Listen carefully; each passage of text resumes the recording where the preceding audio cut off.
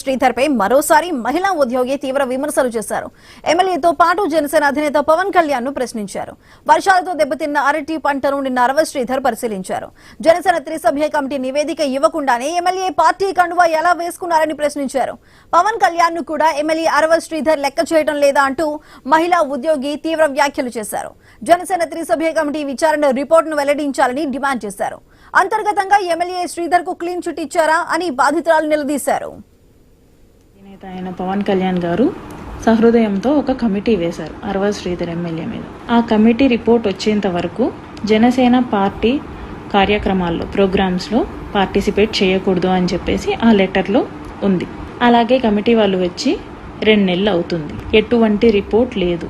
Report వచ్చేంత వరకు Janasena party ప్రోగ్రామ్స్కి Sridhar involve అవ్వకూడదు, అటెండ్ అవ్వకూడదు అనేది ఆ పార్టీ అధినేత నిర్ణయించిన విషయం అందరికీ తెలిసింది.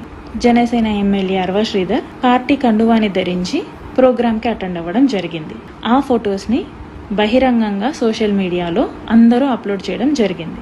జనసేన అధినేత పవన్ కళ్యాణ్ గారిని నేను క్వశ్చన్ చేస్తున్నాను, సార్ మీరు ఇంటర్నల్గా ఏమైనా రిపోర్ట్ ఇచ్చారా, క్లియరెన్స్ సర్టిఫికేట్ ఇచ్చారా శ్రీధర్కి?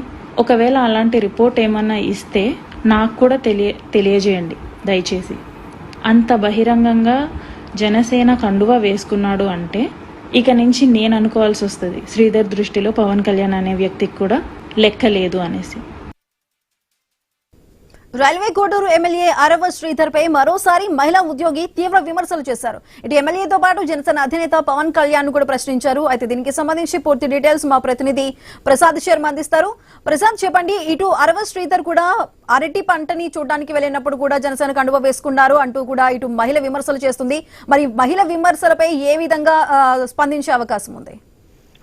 సుధా, ఎమ్మెల్యే శ్రీధర్ వ్యవహారంలో ఇది కొత్త ట్విస్ట్ అని చెప్పొచ్చు. ఎందుకంటే గత 2 నెలలుగా ఏదైతే శ్రీధర్ వ్యవహారంలో వచ్చినటువంటి ఆరోపణల నేపథ్యంలో ఏదైతే సదరు ప్రభుత్వ మహిళా ఉద్యోగి లైంగిక వేధింపులు గురి చేశారని, తను గర్భం దాచడానికి శ్రీధరే కారణం అంటూ తను మోసం చేశాడంటూ పెద్ద ఎత్తున విమర్శలు చేయడమే కాదు, ఆమె కోర్టులో ఆయన మీద కేసులు కూడా నమోదు చేయడం జరిగింది. తర్వాత అట్లాగే నేషనల్ హ్యూమన్ రైట్స్ కమిషన్ కావచ్చు, తర్వాత ఎస్సీ కమిషన్ కావచ్చు కూడా ఆమె వెళ్లి ఫిర్యాదు చేశారు. ఈ నేపథ్యంలో ఒకవైపు కేసు నడుస్తున్న నేపథ్యంలో ఎమ్మెల్యే శ్రీధర్పై వచ్చిన ఆరోపణ నేపథ్యంలో వేసినటువంటి జనసేన త్రిసభ్య కమిటీ ఏదైతే విచారణ చేస్తుందో విచారణ రిపోర్ట్ ఇచ్చేంత వరకు బయటకు రావద్దని పవన్ కళ్యాణ్ ఆదేశించిన నేపథ్యంలో నిన్నటి రోజున అరటి పంట నష్టాన్ని పరిశీలించేందుకు వచ్చినట్టు ఎమ్మెల్యే ఎలా బయటకు వస్తారు, తర్వాత రహస్యంగా ఏమైనా అతను క్లీన్ చిట్ ఇచ్చారంటూ ప్రశ్నిస్తూ ఒక వీడియో విడుదల చేయడం మహిళా ఉద్యోగి మొత్తం కలకలం రేపుతుంది.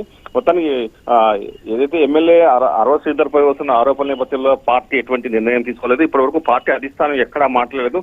కమిటీ సభ్యులు కూడా తమ నివేదికను పార్టీకి ఇస్తాము, తర్వాత చర్యలు ఉంటాయని చెప్పారు. కానీ నిన్నటి రోజున అనూహ్యంగా టీడీపీ నేతలు, తర్వాత వచ్చేసి జనసేన నేతలతో కలిసి శ్రీధర్ బయటకు రావడం అనేది చర్చనీయాంశంగా మారింది.